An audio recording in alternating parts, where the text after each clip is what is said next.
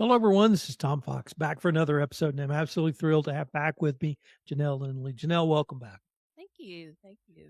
So, Janelle, we are a little over a month out now from the end of the show, The Magnificent Seven Rides Again, and I wanted to start with asking you, what were some of your reflections from this year's show? This year's show, I think the thing that happened the most is that we had more people. We had more people at the reception and it we when we did the big bowl with everybody's name, everybody that wanted to be a part of that to get a free print from each one of us, or we had those cards from last time. My husband Joe did the putting it online and everything. And so we were amazed at having twice as many, maybe almost 3 times as many cards this time. And a lot of those were people we had met at the reception that we had. And it was so much fun because they love to talk about the art and love to talk about how do you do it and why, everything about it. I think that's what I noticed the most, more people. How about the reception you got from the people viewing the art? Did you see any 8-year-old girl with eyes wide open and have a chance to talk to her about what she saw or what she felt or any of those sorts of things? Yes, there were it seemed like we had a lot of kids going by, and I love talking to them. I taught art in elementary school my whole career, and so I love letting them understand what paper painting is and touch it and feel the texture. And they're always interested. They really like to know, "Well, what do you mean you tore paper and glued it on?" They want to know all the details. So it's really fun to have them come by, and the mothers, the adults also wanna know how to do it. So I think one thing that's gonna be a big plus for me is I've had quite a few people wanna take my class that's gonna be in March, and I told them they were welcome to bring their 8-year-old or and let them also try it. So I think it's gonna be a different kind of class that I'm gonna have. It'll be fun. I guess I met you all a little over a year ago, but have you seen a sort of a growth in the local arts community because of the work that you all have done, both as part of the Magnificent Seven, but also just the different shows you've been to? Obviously, the podcast got a lot of notoriety, but do you see sort of a kind of a burgeoning little art scene here in Kerrville and Kerr County? I do think it has improved, or at least from our point of view. We seem to have met a lot of people, and we see them at other art shows, and I do think it has grown. It seems like we just have more people that are interested, and I think somewhat whenever you have a lot of artists together, not just the 7 of us, but others too, we learn from each other, and we learn about different art shows. We learn, "Oh, I wanna go here. I wanna do this. How did you do this?" And things like that. So I think it has kind of bloomed every time we do it. What did you feel or sort of I'm really intrigued by what do you do after you have a major effort, which is to prepare for an exhibit like the Magnificent Seven Rides Again, and then you literally have a month where you're kind of on show and you're down at the exhibit several times and you're talking to people about the exhibit, and as you said, getting a lot of traffic through the KCC. Sort of what's it like thereafter? Is it a heavy exhalation, heavy breath out? Is it, "Phew, glad that's over"? Is it, "Do I build on this for my next set of work?" Or what do you feel at sort of in mid or late October when it was over with? It's interesting because a little bit of all of those. I mean, you are exhausted, you're tired, but, I think several of us, many of us, maybe all 8, 7 of us, have other art shows. And I know with me, they all overlapped. We'd have this art show, and then halfway through, before it was finished, we had another art show, and they just kinda kept doing like that. So you would still have part of your art here and part of your art here.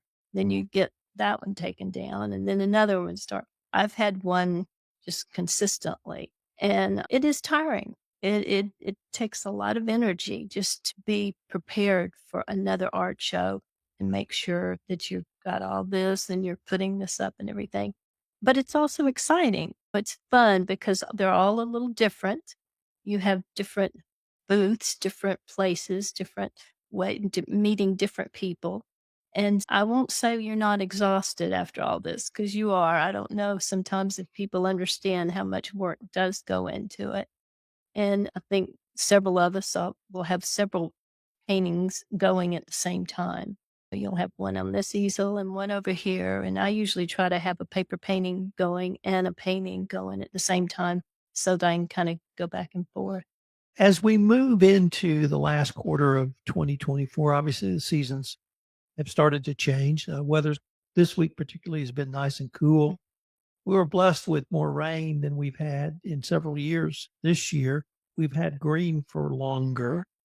But I wondered what's it like in your artist eye to see the seasons change? And are you attuned to that rhythm from an artist perspective as opposed to someone who may be an outdoors person or a naturalist or something like that? Do you see that change as an opportunity to create something different? I think we do. I think everybody probably does because I know I am always looking at landscapes. I'm looking at the trees, I'm looking at the plants, I'm looking at the sky. That's what I like to do. And I take pictures constantly with just my phone and then come home, print them, have them put aside so it's like a beginning for me. It does make you have the fall photos when you look at all the trees and everything. And then when it's spring, you have a different outlook on it. So I think you do. It does affect you. But I know I don't always paint just spring scenes in spring. It's like when I get ready to do a new painting, I'm going through all of them, all of my photos that I've taken to look at, kind of springboard off of those. But I think we all are affected by it.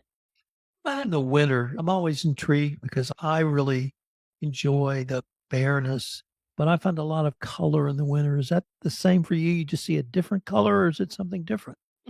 Me, I find color in just about everything. That's kind of my thing is color. I love to have color. So I do. I just look for that and I tend to accentuate it so that it's a little bolder than maybe what it really is. I don't always paint things just exactly the way they are. But and there's always the sky that you're always going to have the sunset, the sunrise, and even in different parts of the year or the days, everything. You mentioned the class or classes you're going to teach in March. For those who have not heard you on a prior podcast, you're basically a lifelong educator Mhm. and have been a teacher in art. Uh, Tell me about the art class or classes you have coming up.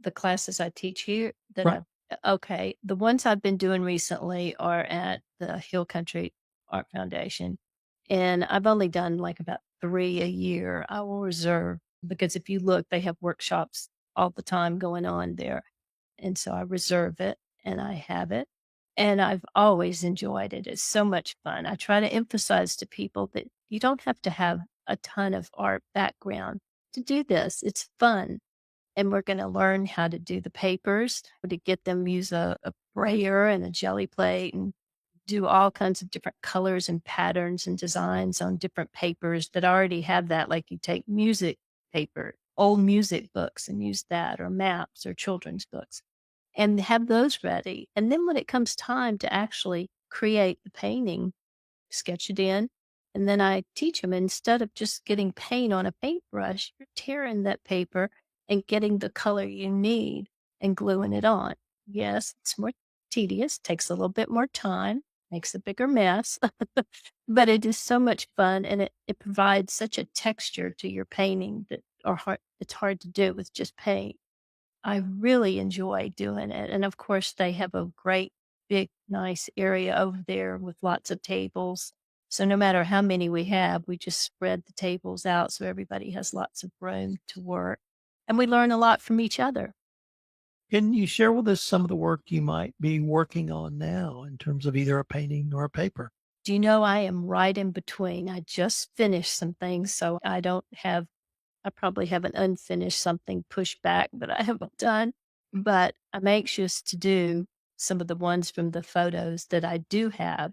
And they're just whenever I'm out walking, I walk every day and I get all kinds of pictures of trees and the river. We're not far from the river, so I get lots of pictures of that. And I really enjoy doing those. But right this minute, I do not have one up on the easel that I'm working on. I am still trying to get organized from the last 4 art shows that were just one right after another, and my studio looks pretty unorganized right now. Other than the Magnificent Seven in 2025, do you have any other art shows what you're thinking about or you've already signed up for and you're thinking about artwork for those art Mhm. shows? That I am. One of the art shows that we had done this fall was Cottonwood in Richardson, a little suburb of in the Dallas area, and that's where I taught school, and that's where we raised our family, and we had not been back to do that show in a while. And I say we because my husband does a lot of the work. It's like a team thing because he does the framing and he does the finishing of the resin or the varnish. Anyway, so we had not done the cottonwood in a while.